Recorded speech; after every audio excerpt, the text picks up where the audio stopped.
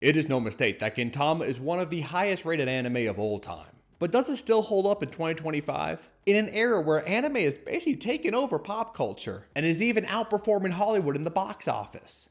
Absolutely. Even now, Gintama is 100% worth watching. Now this is usually the part of my reviews where I'll give a little plot summary, but Gintama is different. Because this premise should not work. Like on paper, it sounds utterly ridiculous. You got this ex-samurai working odd jobs in a version of Edo Japan that's been taken over by aliens? Some people are chill about it, others, not so much. And that's basically the plot. But yet this bizarre mashup of traditional Japan and alien technology is perhaps the only setting that a story like this could work in. It's outlandish and it's absolutely absurd. But oh my god, does it work so damn well. Now there's a lot more going on, obviously, like 380 episodes worth of more stuff. But I don't want to spoil too much about it, because what makes Gintama a masterpiece isn't just the story, it's how that story is told. When I first started Gintama, I made a little series where it followed my journey through the anime. And I think my younger, much more rotund self summed it up perfectly. But there's one thing that sets it apart from every single anime out there, and it's simply that in one episode, you can have stuff like this and stuff like that, and then the very next episode, or like 2 episodes later, you'll have some shit like this. Like, you'll have some dope-ass fight scenes that just go hard as hell. I mean, just look at this shit, man. It's so cool.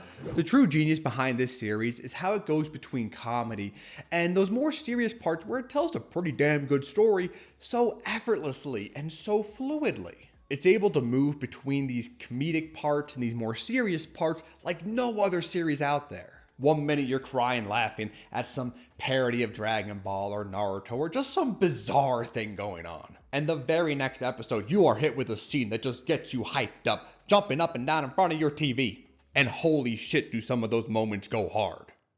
Now sure, yes, some of the jokes don't translate perfectly over into English, and a good amount of them do rely on parody, so you have to have some basic knowledge on some story or other series that is playing off of. But I can guarantee you that the vast majority of these jokes do not suffer from that.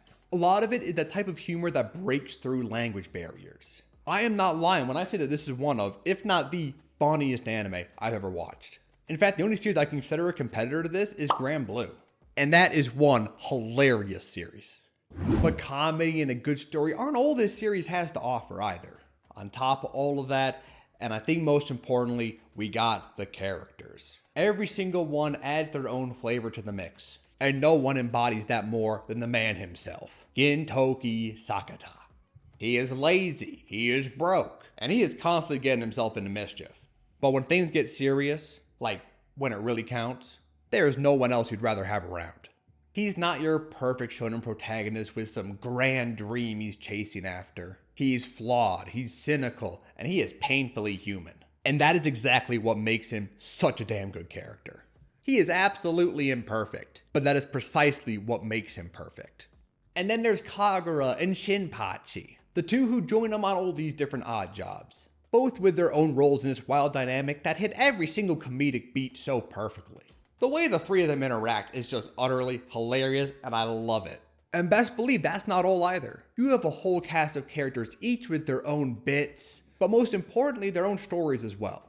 These aren't half-baked characters. While you may mainly see them in a comedic fashion, they've all got their own stories and development arcs. And I think that's part of the magic that this series has. You've got these characters that you're so used to seeing in one way, one comedic way with a specific gag, but then you suddenly see them in a completely different scenario, and you realize, damn, all this time there was a deeper layer to them that we never saw. And honestly, that's the realest shit ever, man. Every person we interact with in our daily lives has a deeper layer to them. One that we don't ever get to see based on the interactions we have with them. And that's exactly how these characters are. We usually see them one way, satisfying a role for the joke, but then a serious arc comes, and you see a whole nother side to them. Gintama stands as one of the highest rated anime of all time. And for a damn good reason. Even in 2025, when anime has more viewers than ever and there are more options than we could ever think of having, Gintama remains one of the most unique, heartfelt, and genuinely hilarious series out there.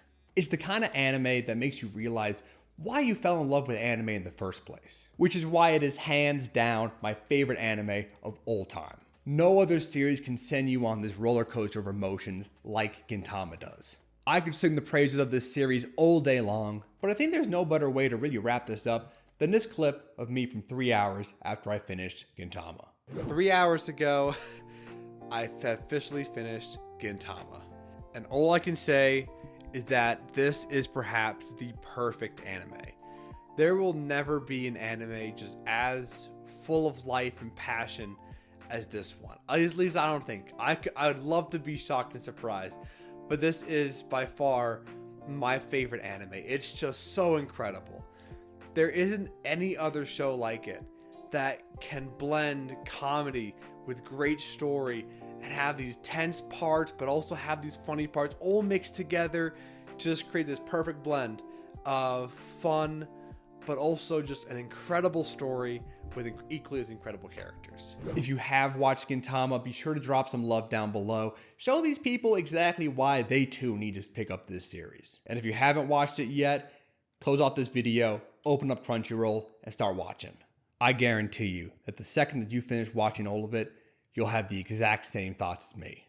Comrade, I've recently heard some quite troubling news.